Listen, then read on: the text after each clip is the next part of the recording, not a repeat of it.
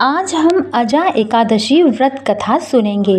तो भक्तजनों, हाथों में पुष्प लेकर ध्यान लगा करके बैठ जाइए और कथा ध्यान पूर्वक सुनिए। अर्जुन ने कहा, हे पुंडरीकाक्ष, आप कृपा करके मुझे भाद्र माह के कृष्ण पक्ष की एकादशी के विषय में भी बतलाइए।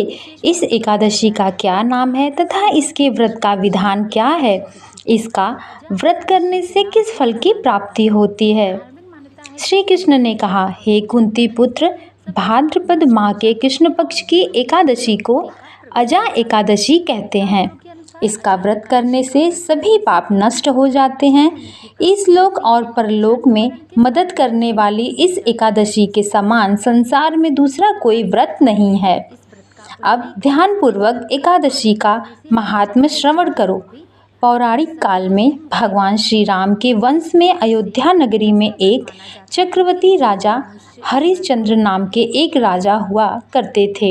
राजा अपनी सत्यनिष्ठा और ईमानदारी के लिए प्रसिद्ध थे।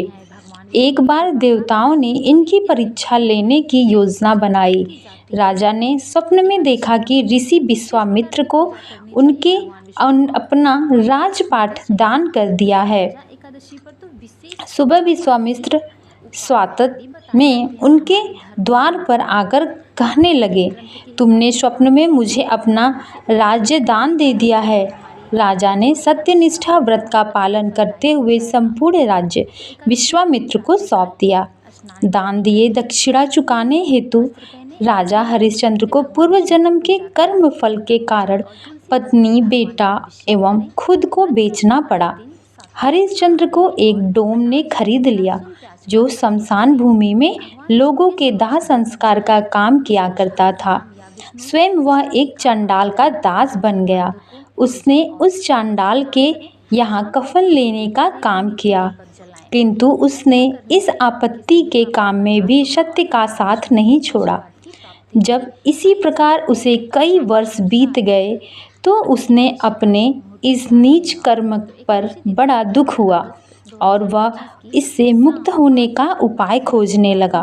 वह सदैव इसी चिंता में रहता था कि मैं क्या करूं, किस प्रकार इस नीच कर्म से मुझे मुक्ति मिले।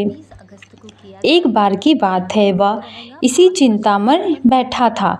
गौतम ऋषि उसके पास पहुँचे। उसी समय हरिश्चंद्र ने उन्हें प्रणाम किया और अपनी दुख भरी कथा सुनाई। राजा हरिश्चंद्र की दुख भरी कहानी सुनकर महर्षि गौतम भी अत्यंत दुखी हुए और उन्होंने राजा से कहा, हे राजन, भादो माह के कृष्ण पक्ष की एकादशी का नाम अजा एकादशी है। तुम उस एकादशी का विधान पूर्वक व्रत करो तथा रात्रि को जागरण करो। इससे तुम्हारे सभी पाप नष्ट हो जाएंगे। महर्षि गौतम इतना कहकर वहां से अंतर्ध्यान हो गए। धीरे धीरे समय व्यतीत होने पर अजा नामक एकादशी आया। राजा हरिश्चंद्र ने महर्षि के कहे अनुसार ध्यान पूर्वक उपवास तथा रात्रि में जागरण किया। इस व्रत के प्रभाव से राजा के सभी पाप नष्ट हो गए। उस समय स्वर्ग में नगाड़े बजने लगे और पुष्पों की वर्षा होने लगी। उन्होंने अपने सामने ब्रह्मा, विष्णु, महेश तथा देवेंद्र आदि देवताओं को खड़ा पाया। उन्होंने अपने मृतक पुत्र को जीवित तथा अपनी पत्नी को राजसी वस्त्र तथा आभूषण से परिपूर्ण देखा। व्रत के प्रभाव से राजा को पुनः अपने राज्य की प्राप्ति हो गई। वास्तव में एक ऋषि ने राजा की परीक्षा लेने के लिए यह सब कौतूहल किया था, परंतु अजा एकादशी के व्रत के प्रभाव से ऋषि द्वारा रची गई सारी माया समाप्त हो गई और अंत समय में हरिश्चंद्र अपने परिवार सहित स्वर्गलोक को चला गया।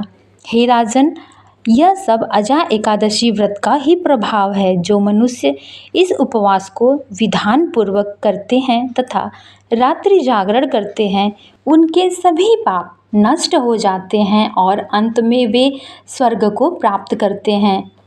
इस एकादशी व्रत की कथा के श्रवण मात्र से ही अश्वमेध यज्ञ के फल की प्राप्ति हो जाती है। तो सभी लोग बोलिए, ओम श्री हरि विष्णुआय नमः बोलते हुए भगवान को नमन करिए। पुष्प भगवान के चरणों में छोड़ दीजिए तथा भगवान की श्रद्धापूर्वक आरती करके प्रसाद लेकर के हृदय से जय जयकार बोलते हुए चले जाइए। ओम नमो भगवते वासुदेवाय नमः।